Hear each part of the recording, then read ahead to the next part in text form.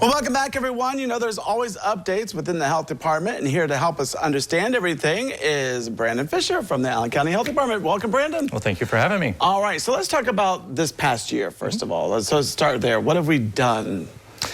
So, big thing that's happening here in the county that really is impacting individual health of people in the community is we saw a lot of all the Rite Aids close and had a major impact on the health and well-being of our community.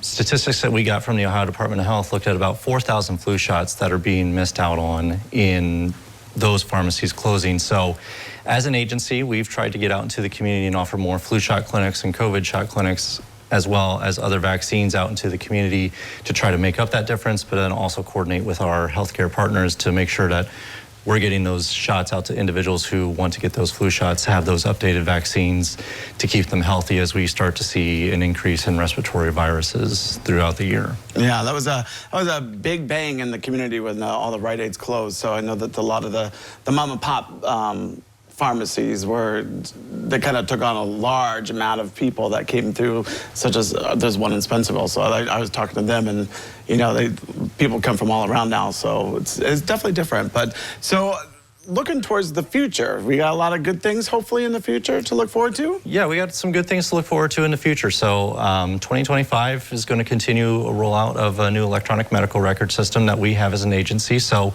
it allows individuals who are working with us to schedule appointments and see their medical records, so if they get a flu shot with us or a COVID shot or see us for any other clinics, they can see those records there.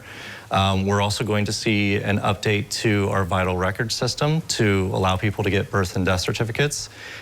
Big change that's coming with that. Currently, if you're born in Ohio, you can go to any county health department to get a birth certificate, but to get a death certificate, you have to go to the place where the person died to get that death certificate for that individual. So it's inconvenient in a time of need where families may have an individual who pass away in a hospital down in Columbus or Cleveland or Cincinnati and need to go down to those communities to get those death certificates. With this new system, that's going to allow people to stay local and get those records so they don't have to travel to get those death certificates. Yeah, that's a big deal. I mean, especially when things are very difficult as it is with losing someone, and it just makes it a little bit easier for a transition of whatever you may need, right? Yeah, and it helps with end-of-life planning. So if you have, you know, insurance or life insurance and you need those death certificates, it helps get you something that's a little closer so you can come in to our office. We're available 8 to 4 every day and get those certificates out to you. If you come in, regardless, it's about a 15-minute wait and $27 you're in and out the doors. Wow, very nice. Is there anything else that might be changing for the new year? So big change that we have coming down the line is for our environmental health inspection program. So a lot of what we do is paper and pen based. So if you're trying to apply to be a new restaurant, you have to call us, get a packet, bring it into our office, and it's a lot of back and forth on paper, phone calls, emails. The new system's going to be web-based and have a lot more opportunities. So if you're trying to sign up to be a new restaurant or put in a septic system or a public swimming pool or anything like that, you're really going to have the opportunity to do that more online, so that it gives you the opportunity to pay online, put all your application, all your information in, and just do it in one location rather than try to piecemeal everything together. Right, that makes it definitely more convenient for everyone, especially for those that are trying to start a new business. So that's a good thing. Yeah, definitely. And it's whatever we can do to make it easier for individuals to start up a new business in our community. Obviously, we want them to do everything healthy, but we want to make it easy for new businesses coming into our community because we want to see the community thrive. Yeah. Very nice. And anything else maybe that you might want to mention?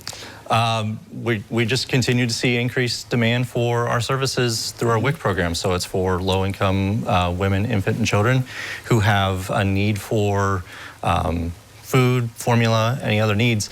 We're trying to get everyone in. If you have troubles getting in touch with them, keep calling. We're scheduling appointments, but we're still trying to get more and more bodies into that building.